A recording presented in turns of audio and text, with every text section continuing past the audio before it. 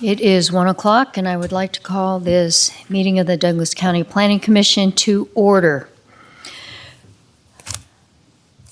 Ken, would you lead us in the Pledge of Allegiance?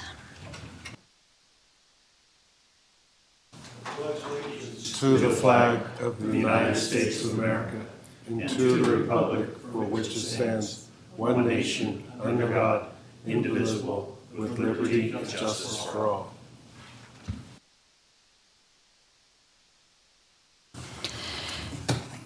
At this time, public comment will be taken on those items that are within the jurisdiction of the Planning Commission. It is requested that members of the public hold their comments on agenda items to when they are considered. If the content is disruptive or disrespectful to commissioners, staff, or members of the public, the individual will be told to stop and to sit down. Public comment is limited to 3 minutes. Speakers, please write your name on the list and state it for the record. Seeing no one rise, I will close public comment. Agenda. For possible action, approval of the proposed agenda. The Planning Commission reserves the right to take items in a different order, to combine 2 or more agenda items for consideration, and to remove items from the agenda or delay discussion relating to an item on the agenda at any time. We have been requested to move item 2 from the agenda, which is the discussion on planned subdivision development, a PD, and a tentative subdivision map. And Mark, when you make the motion for the agenda, would you note that in your motion? Is there a discussion by the Planning Commission prior to the motion? No. Okay, Mark? Madam Chair, I'd like to make a motion to approve the agenda, noting that item 2 has been continued to the December meeting. Would you be a little more specific to the date and the place? Yes. Item 2 has been continued. The meeting will occur on December 12th, 2023, and it will be in this room. Is there a second? Second. And the time is 1 p.m. Thank you. Is there a second?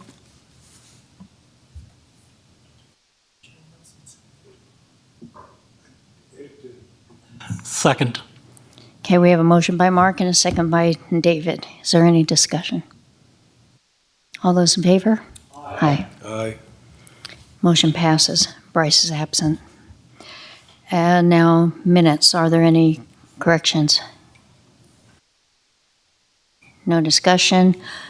I would just like to say this is not a correction, but when we were having our discussion on the Warm Springs project, I did make an error in the discussion, and I noticed it in the record. I said Sarasota Springs, and it was not Sarasota, it is Saratoga.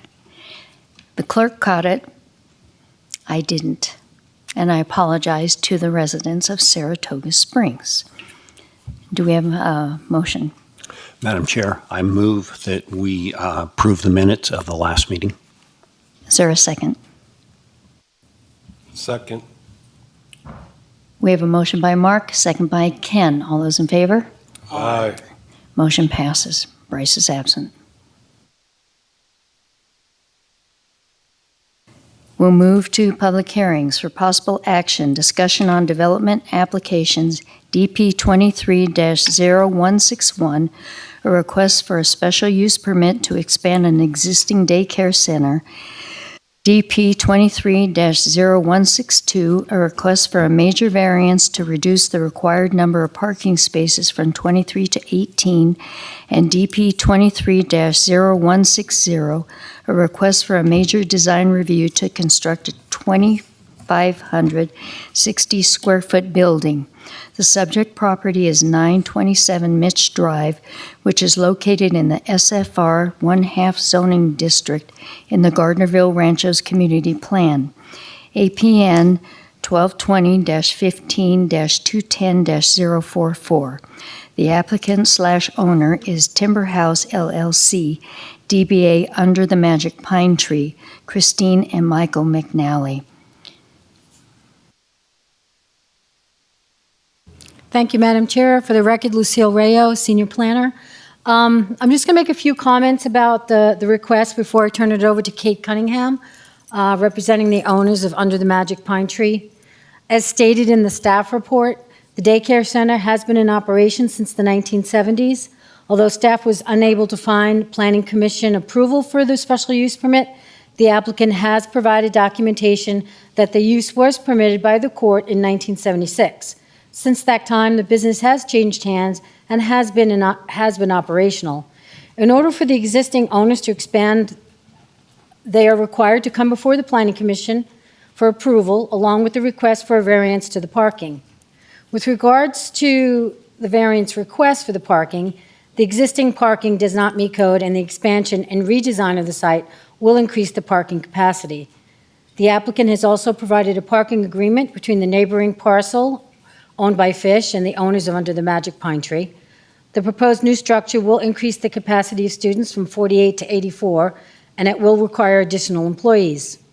The trip generation report is below 500 daily trips and 80 peak hour trips, and therefore an additional traffic study is not required. The improvements will require a site improvement permit as well as a building permit. We'll need a recess. Okay. Staff has evaluated the project and is recommending approval based on the findings being met. I'm told that we're having some technical difficulties. Can we take a quick recess to try and get that? Okay, we will Fixed. take a recess for 10 minutes. Okay, thank you. It could be less, but Thank you, Madam we'll Chair. shoot for 10, come back at 1:15. Okay, thank you.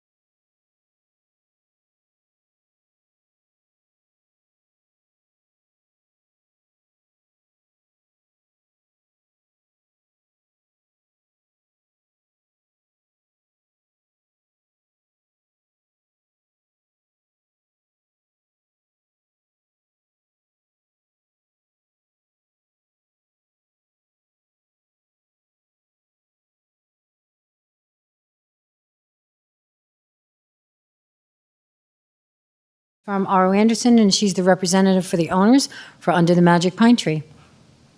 Thank you, Lucille. Kate Cunningham, for the record. And thank you to the Planning Commission for being here today. Members of the public, you're very welcome, and all of the staff and your efforts to make this come alive. So here we go. So this project is located on Mitch Drive in the Gardnerville Ranchos, and the owners of the property are out of town, out of the country actually, at some training facilities for daycare opportunities and so on. So let's move forward and let's see. This is a picture of the owners, and it comes from the video that we may be able to see later today if that's all right with you, Madam Chair, to show the video. Thank you. We'll do that at the end. So here's the site on Mitch Drive, and does this work, the red part? Did you point the red part? Maybe there. Oh, it doesn't show up on the screen. All right, so You can see the driveway and the front area that's blue, that's used to be a garage, and that's where the entrance is, where that dark door is. That's where the current entrance is. And you can see that the drop-off area is on the right, and also presently, people drop off, pull aside in that loop and deliver their children and get on their way to home or school or work. So the current owner purchased the property in 2019. And today, the site accommodates 48 students and 8 employees. That was my mistake, I changed it. So I think on some of your documents, it says 12 employees, that's an error. This was an updated version that I didn't realize I pulled out of there. So the applicant seeks approval to construct a 2,560 square foot building on the north side of the parcel. And the addition will permit places for a total of 84 students. And the building includes 3 classrooms, 5 bathrooms, 3 storage areas, and 2 common areas. The permitted use comes from the single-family residential zoning. The zoning allows up on a parcel that's at least a half acre and a single-family residence. As long as it's an institutional use, it falls under that category. And approval of a large daycare center just requires a design review and special use permit. This is the document that Lucille referenced earlier. It's a historic document in 1976 when a consent and waiver was established for this daycare center, and it has been a daycare center ever since. The proposed expansion, here's a picture of the new building that we're proposing. That's the front elevations and the side elevations, and this is the back and the other side elevations. But I think this is the most interesting part, is the definite classrooms that are available. There'll be 3 new classrooms, 5 restrooms, 3 storage areas, a lounge there on the lower left, and what we are calling a lobby or a commons on the right, where people come in to drop off or to come and go, so the students can come and go. So parking and circulation is a concern, and we're looking, I wanted to use this, but it's not going to use, this red thing isn't going to work. Yeah, that's the parcel. And then the area to the south is the Fish property at the corner of Mitch and, I forget the other name. And then to the north is GRGID. Across from GRGID is a sort of a storage area for cars. And then there's a home on the corner that does not have access to Mitch Drive. So there's no coming or going directly from that property to the facility. And then there's a parcel in the back. It's a long parcel, and it has some buildings on it, and it's, I don't know how long it's been there, but that's a residential parcel. So, moving on. So the top image is the parcel to the west of the property, and you can see the storage area for cars, that it's a little north from that. And then at the bottom, you can see the GRGID division between that and the property. So the area that you're looking at right here is basically where the parking lot will be. We're going to add 10 parking spaces in this area. You can see there's some infrastructure there, and there's some infrastructure in other places too. So the red arrows are pointing to the general location of the parking spaces, and behind there to the right is the new building. There, Lucille's highlighting it now. So that's where the new building would be. And the arrows indicate the parking spaces, and I wanted to mention that there's an ADA parking space that was not available in the past. And you can see along the front there where there's 5 on the lower part that is up against the garage, basically, and then 3 more below that in the corner, and then the 10 on the other side. I also want to point out that the circulation pattern is a one-way pattern. In the past, it has not been. So people would come in and then go out at the parking lot. Come in at the, what would that be, the south side, and go out at the north side. Oh, and I didn't mention what this is. This is that greenish blue is the general location of where students will enter. It's more central than it used to be. So here's the parking area as it is now, and this is the area that would be used for parking. There are planned improvements. As I mentioned, they're going to relocate the entrance, and then they're going to put the 5 spaces along the front of the building. There may be some changes, of course, in the width and so on of all these facilities, so that would change. There is a landscaping area proposed on the map that is sort of where that van is in the back, because you can't back it out of there, so it's going to be a little landscaping space. And then there's 3 spaces down below.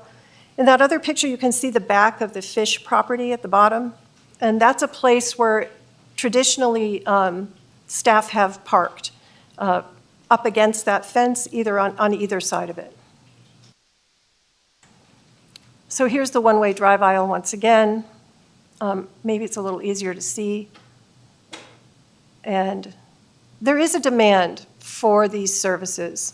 So it's my understanding that the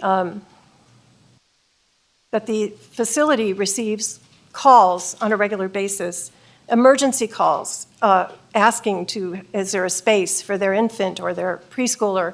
And so it is in demand, and it's a significant challenge, it's my understanding, in Nevada to find daycare and affordable daycare for students, we'll call them, younger students. As of July 2023, 30% of the total number of Under the Magic Pine Tree enrolled students, they qualified for and received subsidies from grant funding. So the facility facilitates that and helps students take advantage of that. In addition, 50% of the Nevada-ready preschool population at Under the Magic Pine Tree receives up to 25 hours of subsidized care per child per week through the Nevada-ready pre-K program. On that table, I just want to just point out that it's about the cost to a family for daycare and how challenging it is for them. And so the blue lines that are the highest in every category, those are for female head of households, and the darker blue is for male head of households. And those that are lower are partnered. And so you can see how the challenges for coming up with the funding to have a job and be able to afford childcare.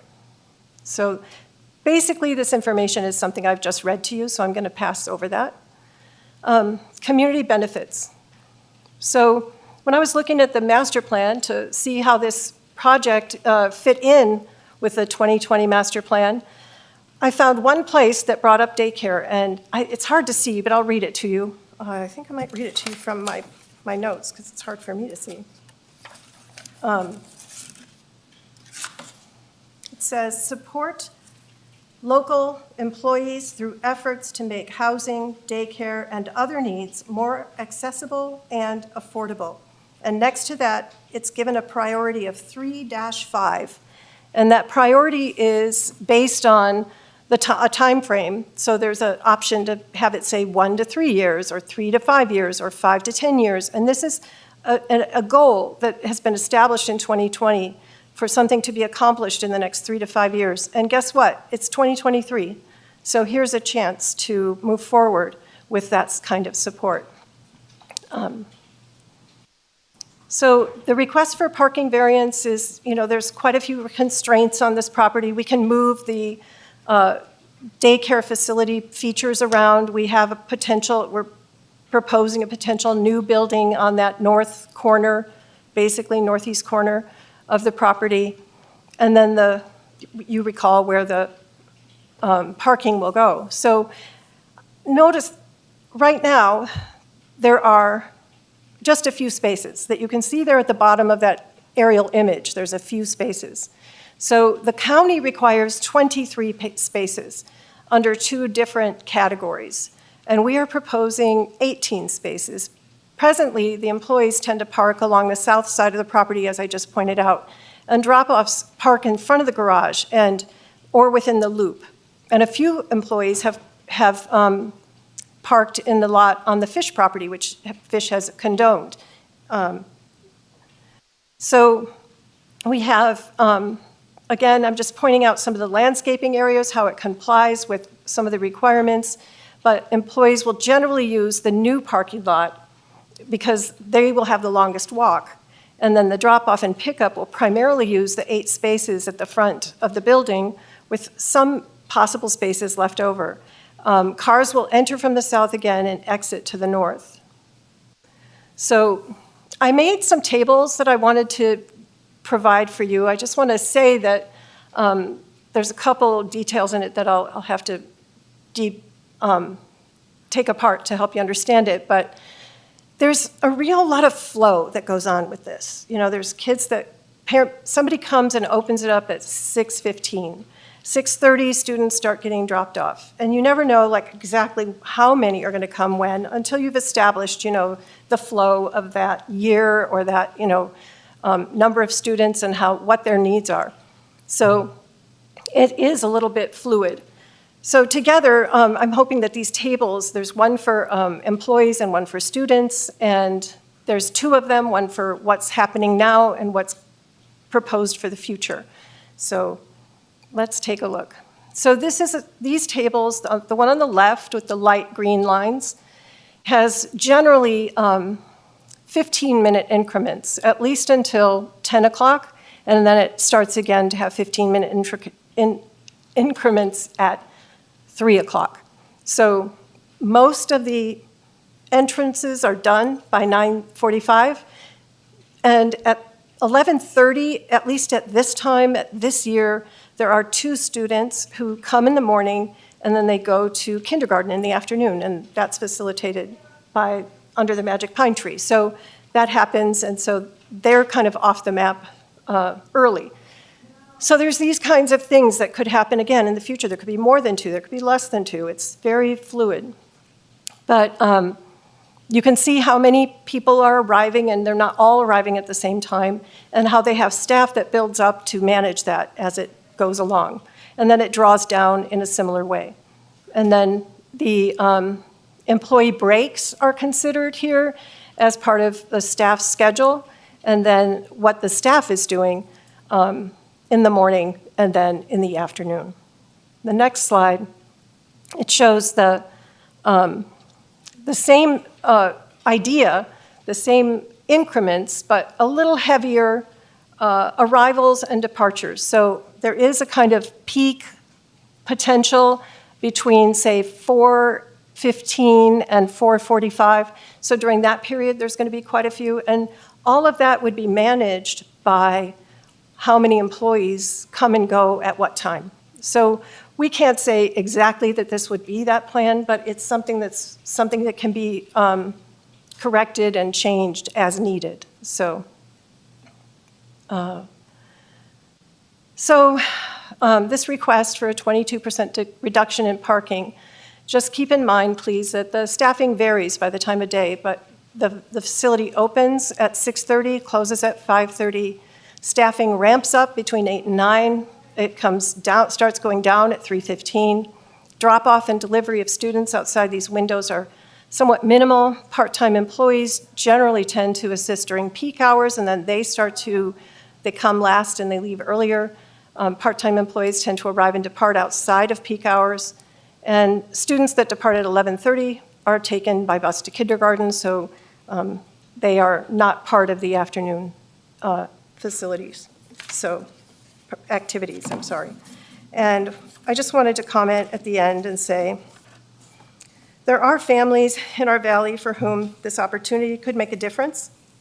And the request, as I mentioned, for seats comes on a regular basis. They get calls regularly about that. So I appreciate your time. I don't know if this is the best time to show the video or if you should do questions first. The chair. Yes, go ahead and show the video now, please. Okay.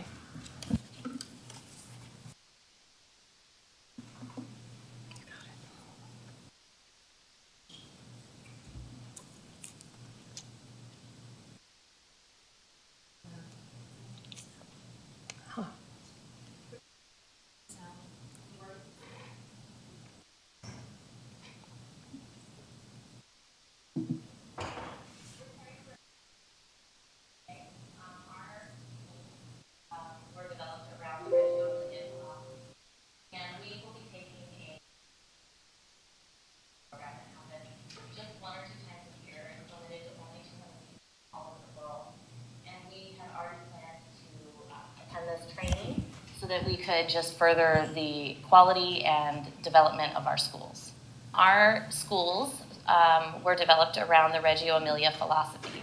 The focus is really on community building, the 100 languages of the child, the teachers being alongside of the children, and the rooms and the environment being a third teacher. We focus a lot on arts, and we teach everything through arts. We can teach science, we teach literacy, we teach math concepts. All of this is done, social emotional skills. We teach it all through art and through our other activities that we do throughout the year. One of our core values here at Under the Magic Pine Tree is inspire. And we really want to inspire a love of learning in our children. And we believe that our Reggio Emilia Inspired School is the best way to do that. About a year and a half ago, I applied for a grant through the state. And out of about 300 applications, our center was one of only 18 that were chosen to provide funding for expansion in the area. With the loss of those seats that were available and the influx of people coming to the area, into the community, we really have a shortage of childcare available, and we really need to expand that in the area. In the upcoming video clips, you'll have an opportunity to witness the joyful and authentic learning experience unfolding within our preschool program. From our thoughtfully designed outdoor... Okay. It's, Stuck? yeah, it's not working. Okay. I think That's fine.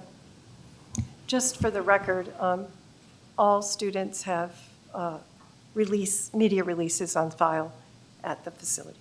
So all the students there have media releases on file. So showing the students was something. Faces. Yes, right. So, Are okay. there questions for Mrs. Cunningham? Hello. Is there on-street parking also? I think there's a little bit of on-the-street parking opportunities, yes.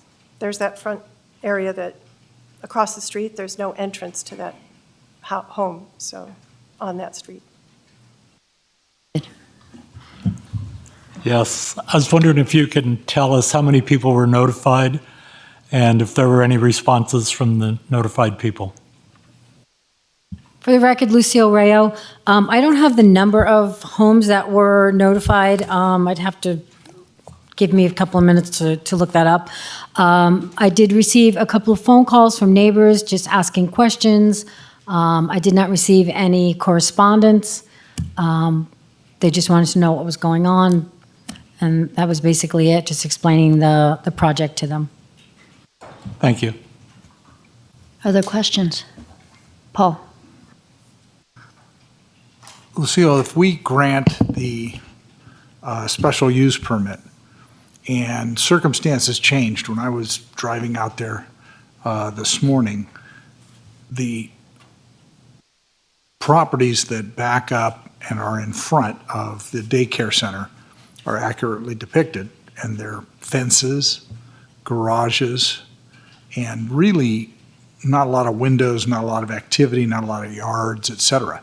If the surrounding area changes, that is to say the parcels that are in the front and the side of the facility, once we grant the special use permit, am I correct that the special use permit is first in time, first in right, such that everybody else will have to deal with it if they change, their use or the visual look? For the record, Lucille Rayo. So the special use permit gives them permission to expand. So you're saying if one of the parcels changes their zoning and a One different or- type of business comes in? One or more, they look like they're residential when I drove by. And if they change the configuration or rebuild or something of this nature, and such that they have direct visibility with respect to what goes on in the activity over at the daycare center, the daycare center does not suffer any future complaints from any changes that may take place because they're first in time, first in right. They get it unless they violate a condition of their special use permit, they're going to be there. For the record, Lucille Rayo, that sounds correct.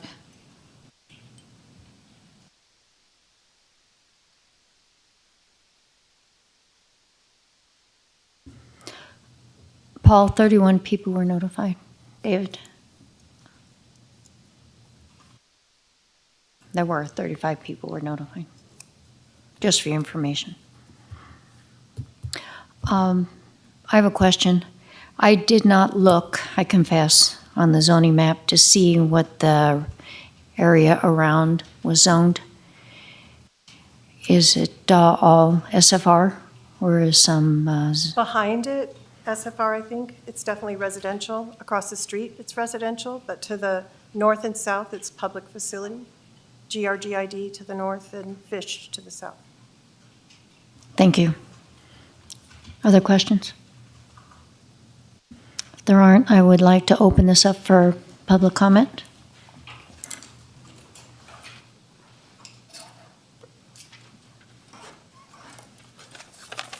Hello, my name's Don Dixon. I live at 1440 South Riverview. I'm the property that borders the east side of the daycare. We built our house there in 2002. So we've been neighbors for 21 years. The daycare center is by far the worst neighbor I have, and let me say why. Over those 21 years, countless toys have been thrown into our yard. I've gone over multiple times and asked if they would clean them up. Never once have they done it. I've invited them. I said, come over. I'll let you into my property. Please come and clean them up. Never once. At one time, one of the kids at the daycare center threw a rock through my garage window. We saw him do it. We went over. The kid confessed. They said they'd take care of it. I waited 2 months, and nothing happened. I called multiple times. I finally had to call Douglas County and have a deputy go over there with me and talk to the management, not the current management. This is 21 years this has happened. And finally, they fixed it after 2 weeks. Another occasion, they built a shed on the property. Whoever roofed the shed didn't do it right. And as you all know, the wind blows around here. All the shingles came off that shed. Guess where they blew? Right into my property. Did the daycare come over and ask to clean it up? No. I cleaned it up myself. Did they come over and apologize? No, they did not. So they've been horrible neighbors. They want to double their size. Would any of you sign up for that if that was your property? I don't think so. They recently have made some improvements. They put a green cover across the fence and put another fence to push the kids back a little ways away from the fence that borderlines my property. But when they put the fence cover up, did they come over and talk to me? I might have split the difference with them to put it up. No, they didn't come talk to me. I was informed by this change by the letter I got in the mail. Did the daycare come over and talk to me and say, hey, we want to double our kids here and expand our capability? Did they come knock on my door just around the corner? No, they did not. So I am not in favor of this. I don't think any of you would be in favor of this if this was your neighbor. I understand the need for it, but they're horrible neighbors and they haven't shown any sign to change. If past performance is indicative of future performance, which typically is, I don't see this getting any better. I only see it getting worse. So I'm not in favor of this, and I'm the only private residence that borderlines this daycare. And I would ask that you don't double my nightmare, please. Thank you. Thank you, sir. Could you please sign the roster? Sure.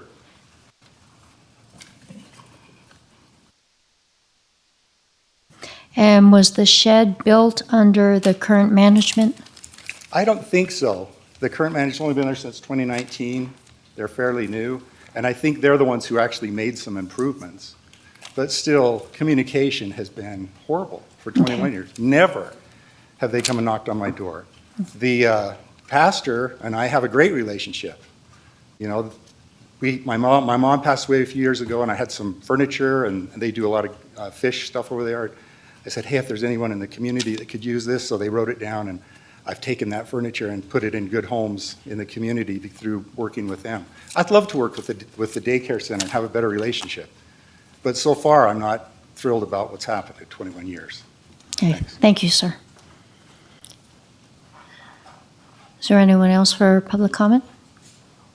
Seeing no one rise, I will close public comment and bring it back to the commission.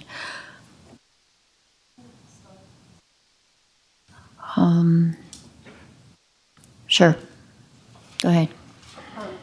Thank you, Don, for your comments. I think that you make valid points, and I really believe that Christine and Wade would be interested in engaging with you. They have other facilities in other places, but they would take a step and want to be a good neighbor. Well, they do seem to have their hands full, but I think they can make that a priority, and I think they would. So please consider that. Paul? Ma'am, while you were up there, I wanted to ask you a question.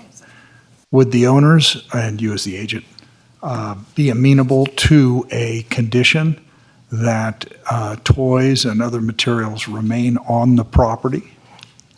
That's an interesting condition. I guess it's not something you can manage immediately because you'd have to go on someone else's property, but you could be good friends and good neighbors and make sure that that happens. So would you be amenable to the addition of such a condition that it not remain over on other people's properties? Toys or garbage or materials from the Seems daycare reasonable. center? Sorry? It seems reasonable to me. Okay. There'll have to be a way to facilitate that with permissions. Well, you'd have to know. Yeah. Yes, I agree with you. Thank you. Thanks. Kirk? Thank you, Madam Chair. If I can just follow up a little bit, I think we have on page 61 and 62 of the packet, the findings for a special use permit. And AJ, you may want to chime in on this, but my understanding of special use permits is they can be pulled at any point if they do not comply with the requirements, both the conditions that Paul mentioned, and I think they also have to comply with the continued requirements that are in the findings. If I'm incorrect, AJ, correct me. But the important one, I think, for any citizens that are concerned, is on page 62, number B. The proposed use is compatible with and preserves the character and integrity of adjacent development and neighborhoods. And then there's a lot more to that point, but I do think we want to be very careful with these special use permits and want to make sure they're always in good standing. And AJ, if I'm wrong on anything I've stated, we do have the ability, either upon citizen complaints or upon staff review, to review a special use permit and then take that away at any point. Is that correct? This is AJ Hames from the Douglas County DA's office. That is correct. A special use permit can be issued subject to conditions, and if the conditions are violated, then one of the possible options would be to ultimately revoke the special use permit. David? I have a problem with some of this because I think that you still have to enforce these things. Maybe you can tell me the last time we pulled a special use permit so I get an idea of how often the county does this. AJ Hames again from the DA's office. I don't know outside of the context of VHRs, but I think VHRs are a good example of any tier 3 VHR is a special use permit, and those have been pulled. Mr. Strela was in here today, our program manager, but I think they pull numerous permits each year. But that's a good example of how the process works. They're issued a permit, it's subject to conditions. For example, they have to keep noise below certain levels, and if noise exceeds the thresholds, then people can complain, and the special use permits can be revoked as a result of the complaints. Mark? So, Lucille, my question to you is, what are the setbacks, and are they any different because it's a daycare center? For the record, Lucille Rayo, the setbacks are not different because it's a daycare center. The setbacks for the zoning district are 30 in the front, 30 in the rear, and 10 on the sides. There are conditions associated with a daycare center, such as fencing, landscaping, and a certain amount of square footage in the backyard required per student. So there are certain, in our code, it's under specific standards. So I hope that answers your question.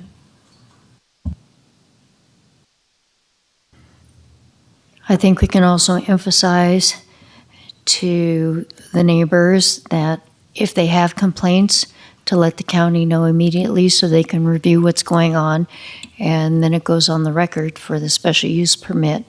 So if complaints are coming in, they get reviewed and the special use permit can be pulled. AJ? Special use permits are issued by our community development, through our community development code, and all community development code is enforced by our code enforcement office. So the code enforcement office would be where you'd want to make those complaints. If it's a noise complaint or something like that, that would be outside of typical community development issues like permitting and things like that. But that would be the sheriff's office. But for any violation of a zoning law or a permit condition or anything like that, you could contact code enforcement. I haven't known over the years.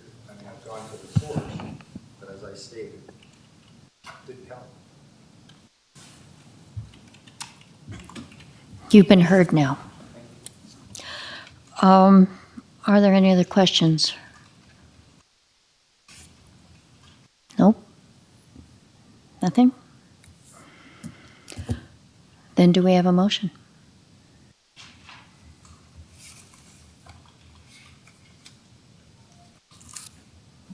Madam Chair, if there's no other comments, I'm prepared to make a motion, but I would like to just go back to Paul's suggestion. And I do think on page 74 of the packet, where it says the following conditions are general conditions applicable throughout the life of the project.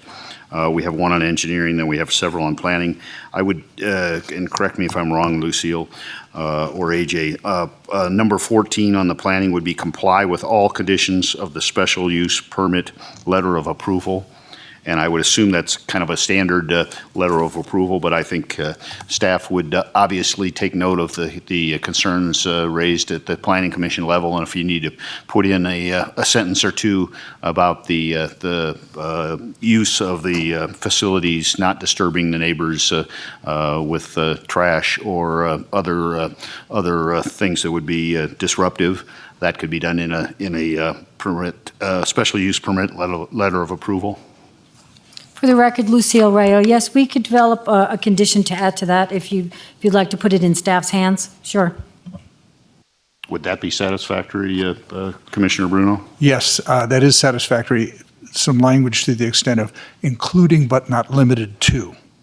In other words, as examples within, I think it was number 62, as Commissioner Walder just read, and I certainly approve of that and would second your motion for approval with that change. With that said, Madam Chair, I would move approval of development application DP 23-0161, a request for a special use permit to expand an existing daycare center, DP 23-0162, a request for a major variance to reduce the required number of parking spaces from 23 to 18, and DP 23-0160, a request for a major design review to construct a 2,560 square foot building for the subject property located at 927 Mitch Drive. Based on the discussion of the staff report, recommended conditions of approval, including those made by Commissioner Bruno, and the ability to make the required findings. We have a motion by Kirk. Do we have a second? Second. Second by Paul Bruno. All those in favor? Aye. Motion passes. Bryce is absent. Thank you.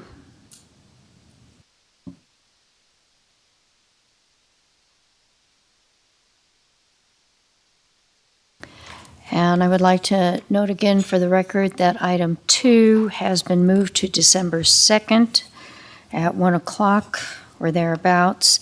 And I would like to closing public comment.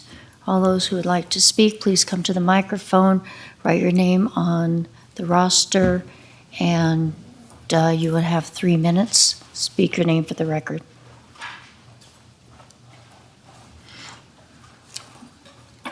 Don Dixon, as you know, I already written my name.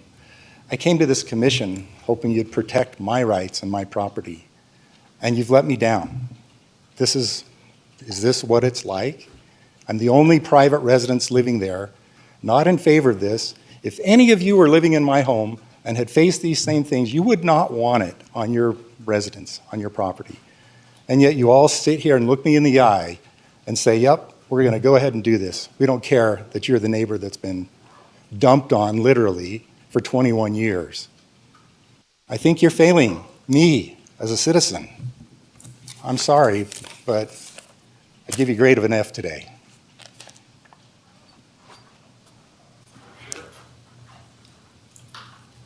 Is there anyone else for public comment?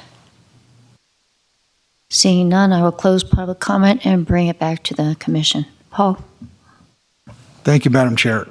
To address the comment that we just heard, when the dust is settled, and with a calm and reasoned eye, you review the minutes to this meeting, you will find that this commission has placed a condition of approval on a special use permit that addresses all of the concerns that you've articulated, such that if you were to make a complaint to the planning department particularly, with evidence that the special use which was agreed by the applicant and now will be incorporated into the special use permit as a condition has been violated, you will get immediate action.